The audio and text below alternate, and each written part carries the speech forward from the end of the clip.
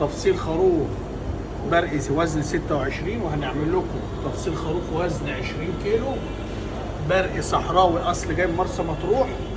هنعرفكم كل جزء بيتفصل ازاي وبيستخدم في ايه. دي حاجه. تاني حاجه، في ناس بتسال هل متاح ان اخد خروف زي ده 20 كيلو توزنهولي واحاسبك عليه واجي لك تفصلهولي؟ متاح، بس مفيش توصيل.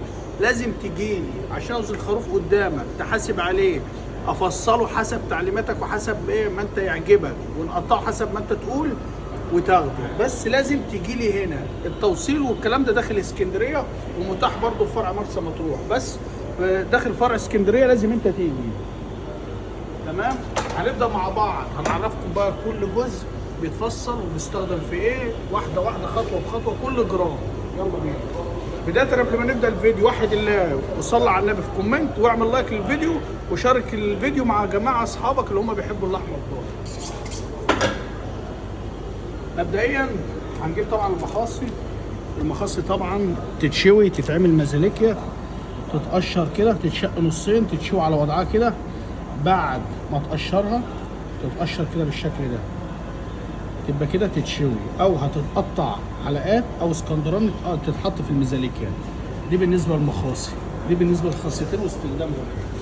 هتيجي عند منطقه السره، تجيب بقى من هنا كده وتطلع الذكر. طبعا ده ذكر اهو سلخانه. هناخد السره، طبعا منطقه السره ديت ده اللي بنقول عليها النطر او البوش زي ما بيقولوا عليها. دي ممكن انت تستخدمها في المكرونه الجاريه، او تستخدمها تطعم بيها رز الحمر، او تفرمها وتدخلها في المحاشي في خلطه المحشي وتبقى 10/10، او انت تدخلها في الكفته تستخدمها مفروم في الكفته، وتحط عليها لحمه بقري وتفرمها تديك تست الكفته 10/10. دي بالنسبه للسره. هتيجي عند الكلاوي، يعني انت مثلا لو خدت خروف زي ده هتقول لي اعمل ايه بالسره ديت؟ ممكن يجيب لك 3-4 كيلو لحمه بقري مع النطر اللي هيطلع من هنا كله على السره ديت، على النطر اللي هيطلع، ونفرمها لك نعمل لك كفته مفروم بقى. عايز تعمل عصاج او كفته مشويه على الفحم او حواوشي زي ما تحب، اي نوع من انواع المفروم. دهنه الكلاوي، وادي الكيلوتين اهم. دهن الكلاوي برده ممكن ان احنا نسيحه ونستخدمه في اي حاجه. وادي الكيلوتين تشقهم بالعرض كده، يتشووا على الفحم او في المزاليكيا مع المخاص. تعالى يا باشا، هنقور كده، نطلع بقيه الدهن بتاع الكلام.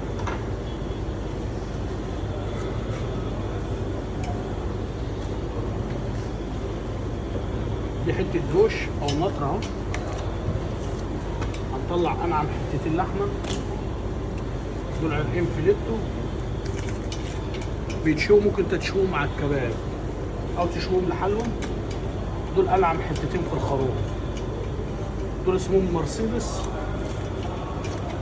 ده الفيليتو بتطلعه كده من الجراب بتاعه بالشكل ده، وفي عصب هنا خفيف اهو، تقوم شايله كده، تقوم مشرح العرق على الخفيف كده. التتبيله بتاعته ملح، فلفل اسمر، عصير بصل، عصير طماطم خفيف او صلصه، تشريح كده خفيف، وتشوي على الفحم. النطر بتاعه ده يخش في الكفته او برضو في ايه، في الخضار. تعالى بقى نيجي فين؟ عند الحجاب. ده الحجاب اهو،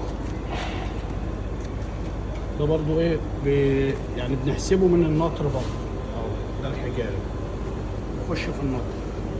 هنجيب بقى الكتفين والرقبه.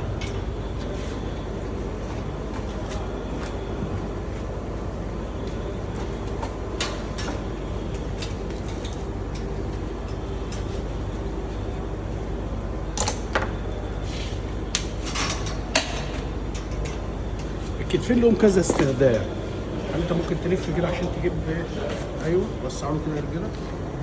الكتفين لهم كذا استخدام. ممكن انت تقطع الكتف ده وتعمله ايه، روستو في خضار. ممكن انت تعمله في لحمه عربي، في رز عربي، او في مكرونه مبكبكه يتقطع بيبقى 10/10. تاخد الموزه وتتعمل موزه عادي في الفرن، او تعملها مندي. والكتف ده حسب طلبك ممكن اشفه لك واعمله لك كباب لو انت حابب. مش حابب بنقطعه وتستخدمه لحمه روستو، او في صينيه بطاطس، او على اي نوع يعني ايه، لحمه ضاني مسلوقه برضه يمشي. دي بالنسبه بقى لتقطيعه العربي، دي افضل تقطيع عين الكتف. ده كده هنقطعه لحمه عربي. وهناخد الموزه دي نعملها موزه مع ايه بقى؟ مع الكتف ده لو انت حابب تعمل عندك عزومه مثلا، عايز تعمل حاجه تشرفك، تاخد الكتف زي ما هو وتديله كام خبطه كده، تكسره وتعمله زي ما هو، تقدمه على ايه؟ صينيه رز حمر او على صينيه رز بسمتي كبسه، بيبقى ايه في عزومه، بيبقى شيك وشكله حلو. ده بالنسبه لاستخدام الكتف. هنيجي بقى للرقبه. طبعا هناخد النطر اللي فيها، طبعا ده الجوش اهو بيطلع منها، هنشق الرقبه نصين، بيتعمل منها ايه؟ النيفه.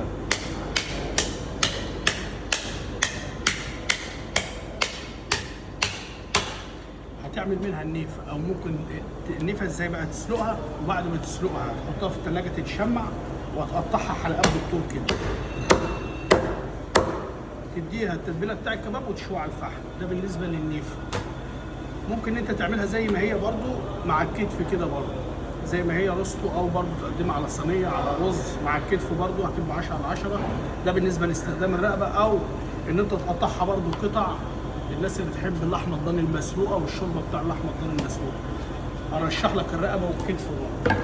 تعالى بقى ايه، هنيجي عند الصندوق كده، احنا خدنا الايه، فوقنا الخروف اهو. هنيجي عند البدن ده اللي هي اول طبقه بعد الجلد على طول، يعني لما بتشيل الجلد دي الطبقه اللي هي اسمها البدن اللي بعد الجلد على طول. هنقشر البدن ده كده مع بعض. كان في واحد قبل كده بيقول لي، باعت لي على الواتس يقول لي عايز فيديو وانت بتقشر البدن. طبعا خروفك منه متشمع، فالبدن بتاعه لازم اما بيبقى الخروف لسه جاي لسه مذبوح، البدن بتاعه بيطلع اسهل من كده وما يتقطعش معاك زي ما هو بيتقطع معاك. بس ده عادي يعني في التوضيب، احنا واحنا بنوضب بنشيل البدن عادي بالسكين. البدن ده بتشيله طبعا عشان الريش، ما ينفعش البدن ده بيبقى قاسي شويه مع الريش، والتقطيع بتاعه بينضغ تحت اسنانك، ما بيستويش، ما بيبقاش ايه، ما بيخليش في الشوي، ما بيبقاش احسن حاجه، لازم يتشال. حتى في الفخده بعد ما نشفيها وهنيجي نعملها كباب لازم نشيل البدن. نقشر كده، وده هيخش برضو في النطر او في الكفته، بيبقى برضو ايه، حاجه تعدل مزاجك وحاجه على كيفك. طيب في واحد تاني برضو طلب مني في فيديو، قال لي عايز اشوف التمتين. طبعا التمتين اهو بعد ما بتشيل الليه، العصعوص بتاع الليه اهوت، اول السلسله بيبقى فيه سنه هنا كده من جنب السنه دي كده، وبتنزل بالسكين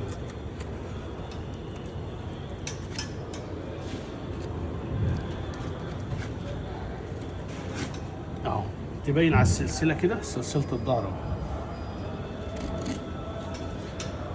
اهو جنب، والجنب التاني اهو قصاد منه.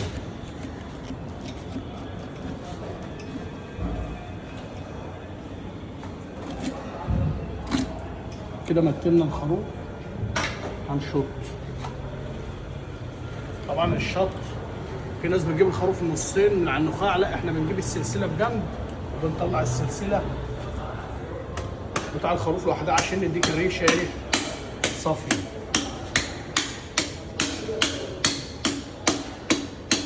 زي ما انت ده كده الشط اهو.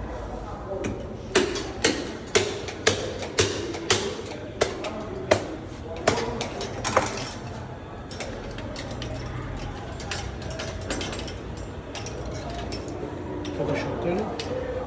هنفصل ريش بيت الكلاوي عن الفخده. طبعا الناس اللي بتسال المسميات، من اول ريشه لحد اول الفخده، المنطقه ديت اسمها بيت كلاوي، منطقه مرقه بيت الكلاوي او بيت الكلاوي. من هنا لهنا دي الريش، وبنقص دي وبنطلع ده الدوش او الضلوع. تعالى يا باشا، ممكن تلف انت بره. ايوه، عايزك تبقى مصور كده ايه، ناجي الدوش اهو، وده الريش. هننضف بقى كده، اي حاجه بتطلع هتخش في المفروم او النطر زي ما بيقولوا. نقصف الريشه، وبعد التقصيف هنطلع السلسله.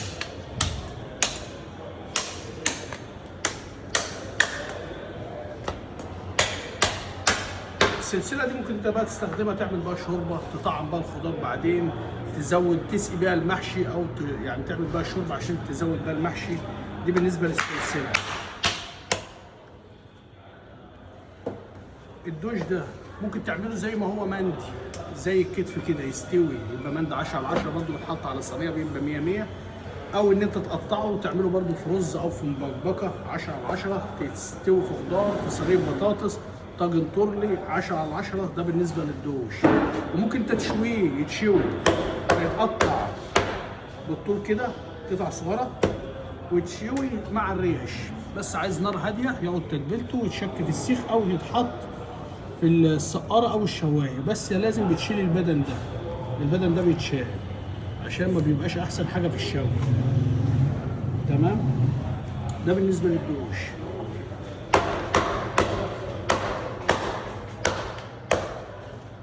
قطعناه وشوي.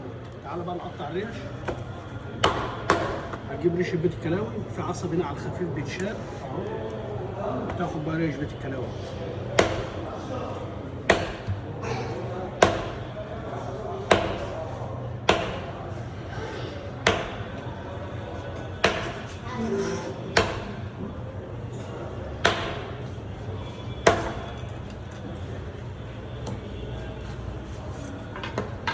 بص الريش دي التوضيب بتاعها هتشيل بدن اهو، ده البدن بتاع السلخانه على الخفيف.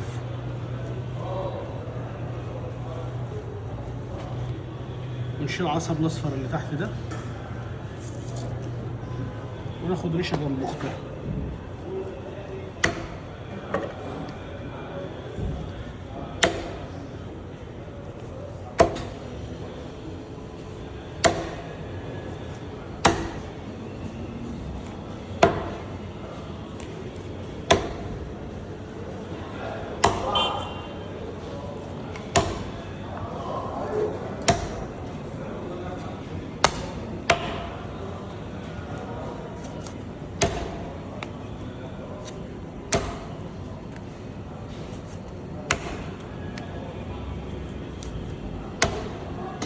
دي بالنسبه للريشه.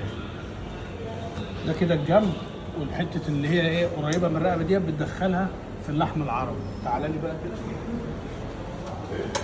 هنجيب الجنب التاني اللي هو ما فيهوش سلسله، برضه هنفصله اهو نفس التوضيح. تعالى يا باشا هات السطور ده.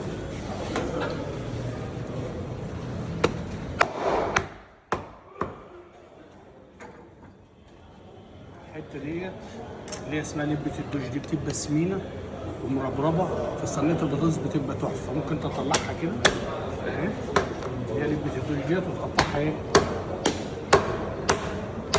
قطع، يعني القطعه حوالي 50 جرام اهي. تتعمل في صينيه بطاطس لبه الدوش ديت حاجه فوق الخيال.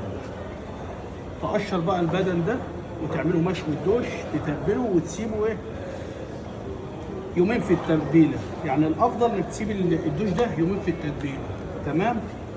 ولو الريش تسويتها بتاخد ربع ساعه، الدوش اديله تلت ساعه بس على نار هاديه وتتكيف. ودي اطعم حته لحمه في الخروف من اللي بتتشوي نيف ني، ما تسلقوش، تاخده كده جنب بعض الصوابع.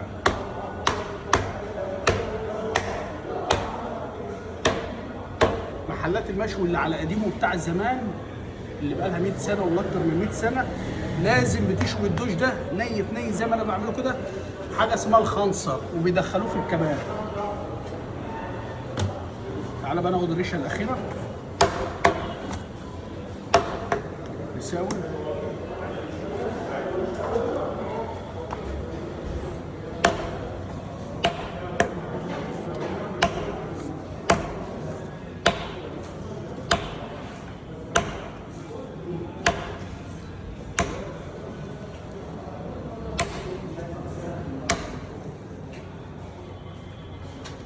لما تجيلي ان شاء الله هعمل لك نفس الخروف بالوضع اللي انت تحبه، او عايز تلغي دي، عايز تزود دي، عايز تعمل الريش كده، عايز تعمل الريش خضار. يعني مش هعمل لك الحاجه غير اللي انت عايزها. عايز الريش نقطعها تقطيع خضار ماشي، عايزها شوي ماشي، بيت الكلاوي زي ما تحب. في كذا اختيار، يعني مش التقطيع ده اللي هجبرك انك تاخده، لا انا عايز لا الريش مثلا انا بحبها في الخضار، بحبها مسلوقه زي ما تحب، عايزها مشوي زي ما تحب، عايزها مفرومه اعملها لك مفرومه. اي حاجه انت عايزها زي ما تحب. هنشيل بدل ده.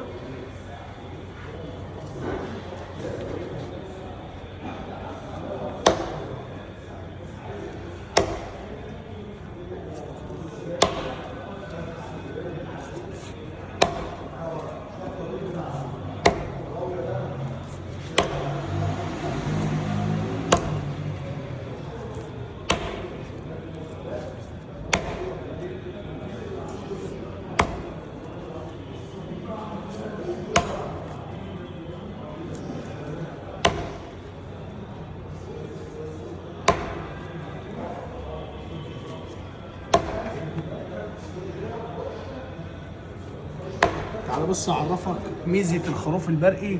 يعني مثلا ال 12 ضلع بيطلعوا كام ريشه؟ بص كده نعد مع بعض. ده 1 2 3 4 5 6 7 8 9 10 11 12 13 14 15 16 ريشه من 12 ضلع. يعني ال 12 ضلع طالعين معاه 16 ريشه، 16 ريشه مظبوطين. طيب هنيجي بقى عند الفخايد، ودي اخر حاجه معانا اهي.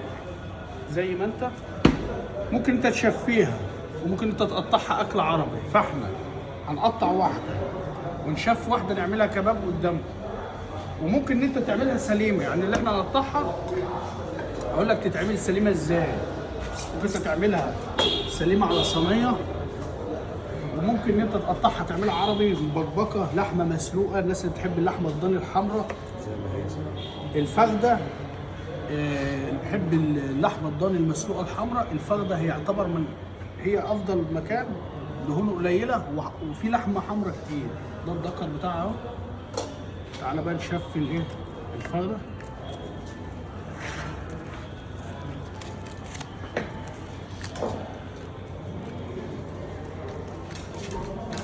ده عظمه الغراب.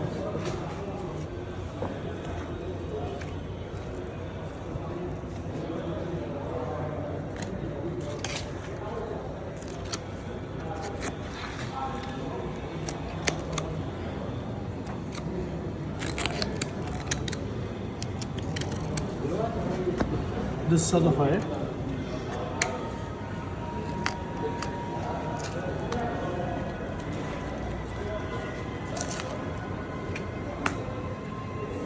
ده عظمة الصدفة. هنطلع الموزة، مش هنقطعها. دي بتعمل مندي او موزة في الفرن. طبعا انتوا فاهمين الموزة لها وضعها ايه.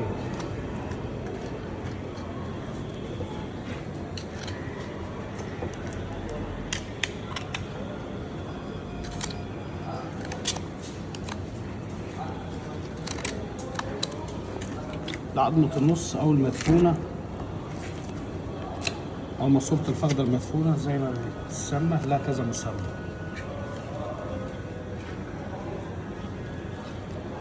هنفصل الفخدة. ده وش فخدة، دي حتة فاضلة من الموز اهي. دي ضرنة لازم تتشال وتترمي. طبعا دي رقيشة اهي. دي السمانة.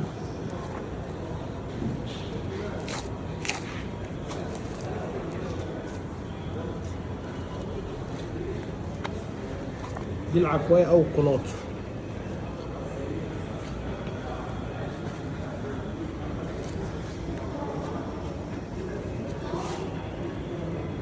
تشيل العصب ده كده، وغير العصب تشيل فيه دبوس هنا كده اهو، بيبقى في الصدفة يطلع، بيبقى ناشف عامل زي العظمة كده. والبدن ده لازم يتشال، اللي هو الختم بتاع المجزر او السلخان. مبقاش حلو في الشوي.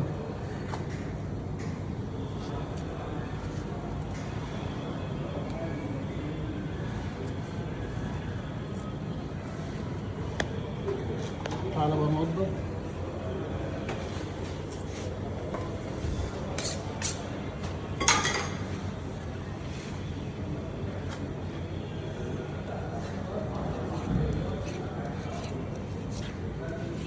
لازم تقطع بنفس الشكل عشان تاخد عكس انسجه اللحمه.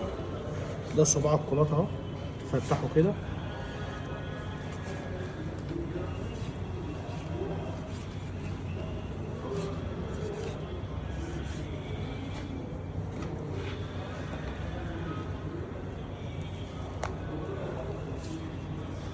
السمين ده نخف، وفي ناس بتحب ممكن تسيبه وممكن تشيله. تعالى يا باشا اهو، شيل العصب ده.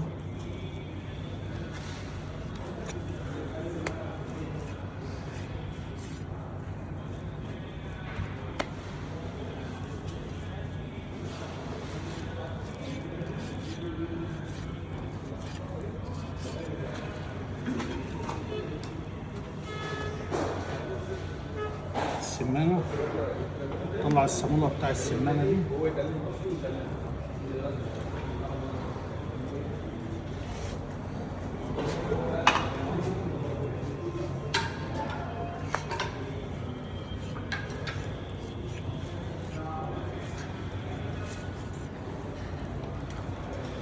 اخر فردة ممكن ان احنا نعمل ايه؟ طبعا الفيديو مش هنعمل فيه اي مونتاج، الفيديو هينزل على ابوه على وضعه. هنطلع الموزه بتاع الفخده دي ان احنا نستفاد بيها.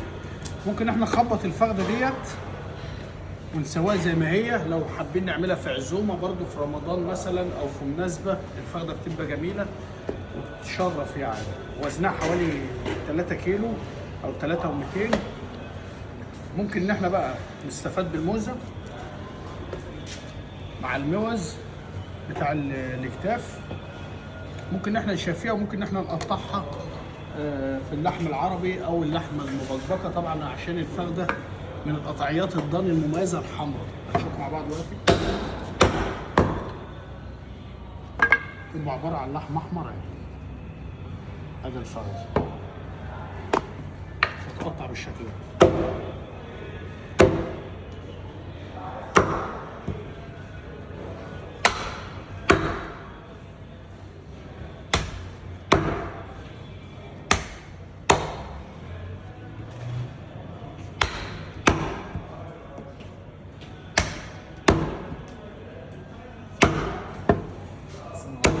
عليكم السلام. ما شاء الله، تسلم ايديك يا معلم. حبيب قلبي يا شيف. لا حن عليك. لو انت يا باشا كده يا باشا. بص تعالى، ادي الفخده المتقطعه اهي، ادي الكتف، ادي نص رقبه لو انت عايز تعمل نص رقبه، ده الدوش، ادي الرقبه، ادي الموز اهي، ادي الريش، ادي ريش بيت الكلاوي، ادي الدوش اللي هيتعمل في صينيه بطاطس، وده الكتف المتقطع، ده الفيليتو، الكلاوي، المخاصي، ده النطر اللي طلع، ده الكباب اهو، كباب الضاني، وده العظم اللي طلع من الخروف اللي انت لو حابب تعمل بيه شويه شوربه. النطر ده بقى عايز تطعم بيه خضار، تفرمه تدخله في خلطه المحشي، تجيب له لحم بقري وتفرمه عليه وتعمل حته كفته بريمو، يبقى انت كده ايه، تعمل حته كفته ملهاش حل. ده قطعيات الخروف ال 20 كيلو. استنوا بقى ايه فيديوهات تانيه عن تفصيلات الضاني وعن موازينه وكده. هتطلب الخروف زي كده هتيجي هفصله لك وهتاخده زي التفصيل اللي انت تحبه والتقطيع اللي انت تحبه. السعر كام بقى؟ ده يبقى على الخاص، ما ينفعش يتقال كده. طبعا الكميات الكبيره او الخروف السليم بيبقى غير القطعيات. يعني انت لو عايز كيلو ريش هتيجي هتاخده، عايز موزه بس هتيجي تاخدها، عايز رقبه بس هتيجي تاخدها. انما كل حاجه بسعرها وحسب انت هتاخد انا قطعيه. ولكن الخروف اللي بيبقى سليم ده بيبقى له خصم وله سعر معين. وحد الله وصلي على النبي في كومنت واعمل لايك للفيديو وشيره مع اصحابك بتوع الضاني. وادي يا داوود ان شاء الله. لا حن